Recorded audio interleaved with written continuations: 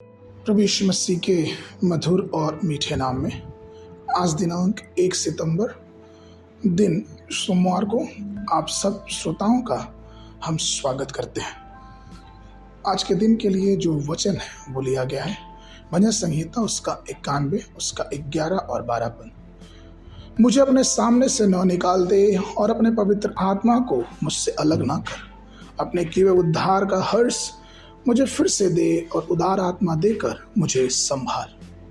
प्रियो, आज का विषय है जब परमेश्वर की उपस्थिति। जब आप सचमुच में परमेश्वर की उपस्थिति के लिए तरसते हैं और उसके लिए पुकारते हैं तो आपको हर उस पाप अपराध को तोड़ना और छोड़ना पड़ता है जिससे परमेश्वर अप्रसन्न होते हैं।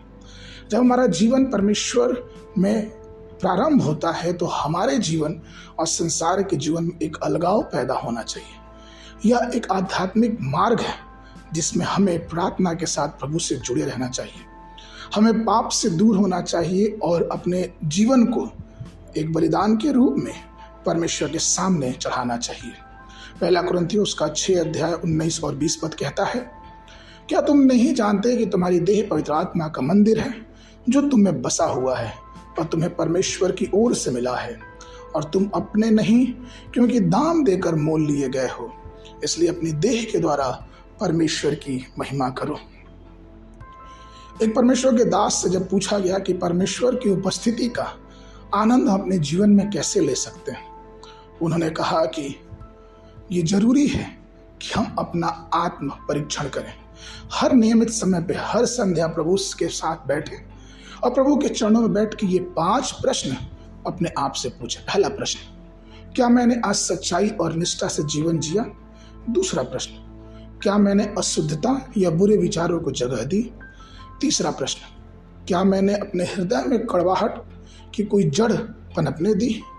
चौथा प्रश्न, क्या मेरे उद्देश्य, विचार और इरादे प्रभु के रूप में अनुरूप हैं? और पांचवा प्रश्न, क्या मैंने जो कुछ भी किया, क्या मैंने अपनी महिमा की खोज की या फिर मेरे जीवन से परमेश्वर की महिमा हुई?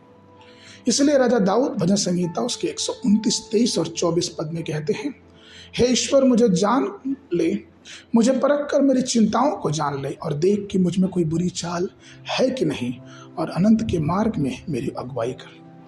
प्रियो, प्रारंभिक कलीसियाओं के विश्वासियों का दृढ़ विश्वास था कि पाप के कारण उनकी उपस्थिति परमेश्वर के साथ, परमेश्वर की सहभागिता उनके साथ से हट सकती है। इसीलिए वो झूठ नहीं बोलते, इसलिए वो मसीह का इनकार नहीं करते। वो मर जाए अपने जीवन को बलिदान करने के लिए तैयार थे, लेकिन मसीह का इनकार करने के लिए वो हरगिज नहीं तैयार थे। उन्होंने जीवन को बलिदान करने के लिए दे दिया, लेकिन मसीह की उपस्थिति को छोड़ने के लिए तैयार नहीं थे। और इसीलिए आज के दिन हमारे पास एक अद्भुत गवाही है। क्या हम आज प्रभु की गवाही के रूप में खड़े होंगे? क्या हम परमेश्वर की उपस्थिति को अपने जीवन में आने देंगे? अपने जीवनों को प्रभु को बलिदान करें, प्रभु के हाथों में समर्पित करें और परमेश्वर की उपस्थिति को अपने जीवनों में आने दें। आगे के वर्णन के लिए यशायाह नबी की पुस्तक उसका 59 अध्याय 2 पद, परंतु तुम्हारे अधर्म के कामों ने तुमको तुम्हारे परमेश्वर से अलग कर दिया और तुम्हारे पापों के कारण उसका मुंह तुमसे ऐसा छिपा है कि वह सुनता नहीं। बाइबल अध्ययन के लिए सुबह के समय भजन संहिता 135 से 136, संध्या के समय पहला कुरिन्थियों उसका 12 अध्याय। परमेश्वर आप सबको आशीष देवे। आशीष।